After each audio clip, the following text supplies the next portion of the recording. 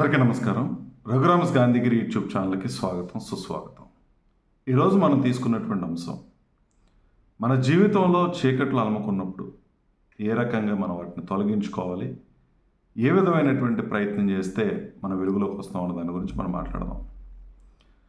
జీవితం అనేది ఎప్పుడు కూడా ఒకేలా ఉండదు, మారుతూ ఉంటుంది. పరిస్థితులను బట్టి మన జీవితంలో రకరకాల మార్పులు వస్తూ ఉంటాయి. జీవితంలో అనుకోని సంఘటనలు ఎదురవుతూ ఉంటాయి.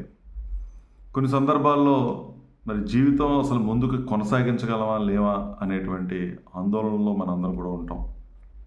దీనికి మరి భయపడిపోయి బాధపడిపోతూ కూర్చుంటే దానికి పరిష్కారాలు దొరకవు. అటువంటి చీకటి సమయంలోనే మనిషి ధైర్యంగా ముందుకు సాగాల్సినటువంటి అవసరం ఉంటుంది. ఎవరికి ఏ విధమైనటువంటి సహాయ సహకారాలు చేయలేకపోయినా కష్టాల్లో ఉన్నటువంటి మనిషికి కొంచెం ఓదార్పునివ్వటం అనేది మనిషి యొక్క కనీసమైనటువంటి బాధ్యత. అయితే బయట వాళ్ళు కేవలం నీకు ఒక సహాయాన్ని, సహకారాన్ని, ఒక ఓదార్పుని ఇవ్వగలుగుతారు, కానీ జీవితంలో వెలుగును నింపుకోవాల్సినటువంటి బాధ్యత అయితే మాత్రం మన మీద ఉంటుంది. ఇక్కడ ఈ సమాజంలో ఎవరి జీవితాలు వాళ్ళే, ఎవరికి వాళ్ళే ప్రయత్నం చేసి కష్టాల నుంచి బయటపడగలగాలి. ఎంత చీకటి అలుముకున్నా సరే ఒకసారి మనం జీవితంలో ఆలోచన చేస్తూ ఉంటే ప్రపంచంలో ఉన్నటువంటి చీకటంతా ఒకటైనా ఒక అగ్గిపుల్ల యొక్క వెలుతురిని ఎట్టి పరిస్థితుల్లోనూ దాచలేదు. కారణం మరి అగ్గిపుల్లకి ఉన్నటువంటి ఆ గొప్పతనం అది. ఆ వెలుతురులో మనం నేర్చుకోవాల్సినటువంటి పాఠం ఏంటంటే, మనం కూడా జీవితంలో ఎదగాలి అని అంటే నువ్వు ఏదైతే లక్ష్యాన్ని పెట్టుకున్నావో ఆ లక్ష్యానికి ఆత్మవిశ్వాసం తోడయ్యి నువ్వు గనక కష్టపడి కృషి చేస్తే ఖచ్చితంగా నీ జీవితంలో కూడా వెలుగులు నింపుకునేటువంటి అవకాశం ఉంటుంది. అది మనం తెలుసుకోవాల్సినటువంటి అవసరం ఉంది. ఏ విజయం సాధించాలన్నా, మన జీవితంలో వెలుగులు నింపాలన్నా మనం చేయాల్సింది కష్టపడేటువంటి తత్వాన్ని ముందుకు తీసుకెళ్ళటం. హార్డ్ వర్క్ని మించినటువంటి విజయ రహస్యం మరొకటి ఏది ఉండదు. విజయానికి ఎక్కడ కూడా షార్ట్ కట్స్ ఉండవు. విజయానికి ఉన్నటువంటి ఏకైక గొప్పతనం ఏంటి అని అంటే, బయటపడాలి అని అంటే కష్టపడేటువంటి తత్వాన్ని మనం అలవాటు చేసుకోగలగటం. కృషి చేస్తే, ప్రయత్నం చేస్తే సాధ్యం కానిదంటూ ఏదీ లేదు.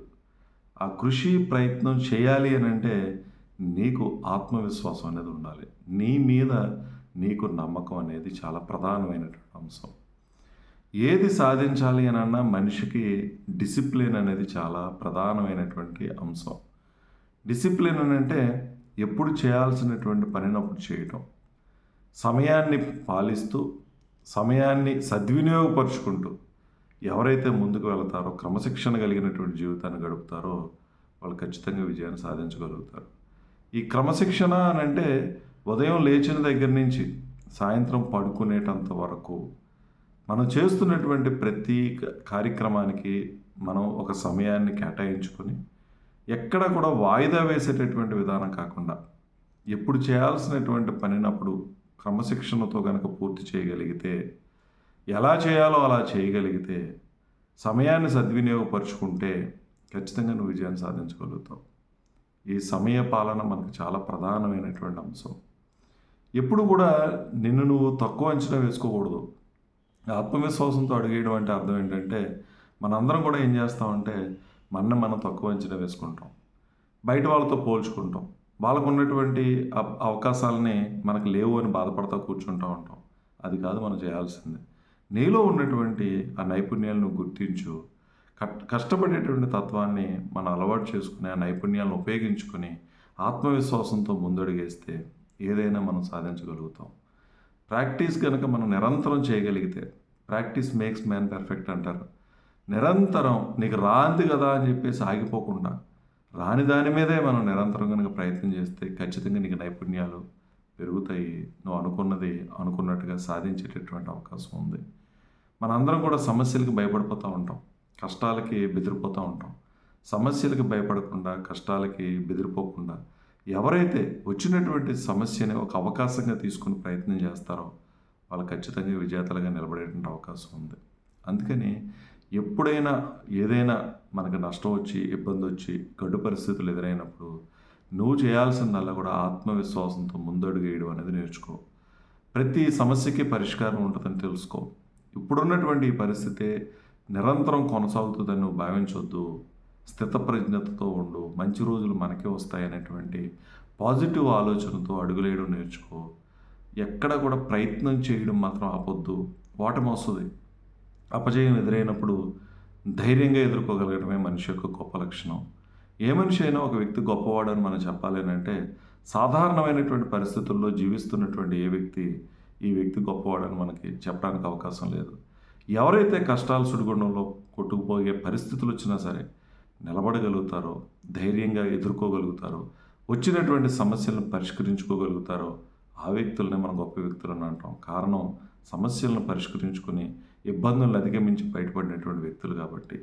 అందుకని నీ జీవితం కూడా గొప్పగా మారాలి అంటే వచ్చినటువంటి సమస్య నీకు ఒక అవకాశం ఇచ్చింది నువ్వు గొప్ప వ్యక్తిగా మారటానికి అనే వాస్తవాన్ని మనం గ్రహించి వచ్చినటువంటి సమస్యని ఎలా పరిష్కరించుకోవాలో కంగారు పడిపోకుండా, బెదిరిపడిపోకుండా నిలబడగలిగి నీ తెలివితేటలను ఉపయోగించి ఓపిక, సహనంతో కనుక నువ్వు ఆ సమస్యలను పరిష్కరించుకోగలిగితే నువ్వు కూడా గొప్ప వ్యక్తిగా ముందుకెళ్ళే అవకాశం ఉంది. కాబట్టి చీకట్లను చూసి ఎట్టి పరిస్థితులను భయపడద్దు. నువ్వు వెలుగు వైపు అడుగులు వేయడానికి ప్రయత్నం చేయి. ఎప్పుడైతే నువ్వు వెలుగు వైపు అడుగులు వేసావో నీ నీడ కూడా నీతోనే వస్తూ ఉంటుంది. నీ విజయం కూడా నీ నీడలాగే నీ వెంటే ఉంటుంది.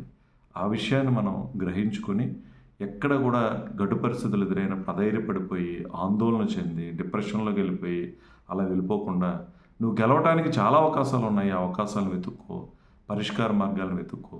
దీనికి కావాల్సింది ఓపిక, సహనంతో పాటు కష్టపడడం ఒక్కటే మన సమస్యకి పరిష్కారం అనేటువంటి వాస్తవాన్ని నువ్వు గ్రహించి నిరంతరం కష్టపడుతూ ఉండు. నీకు రకరకాలైనటువంటి ఆలోచనలు ఉంటాయి. ఏ ఆలోచన నీ కష్టాన్ని నుంచి బయట గట్టెక్కిస్తుందో దాన్ని ఇంప్లిమెంట్ చేసుకుని జీవితంలో ముందడుగేస్తే ఖచ్చితంగా నువ్వు కూడా బయటపడడానికి అవకాశం ఉంటుంది.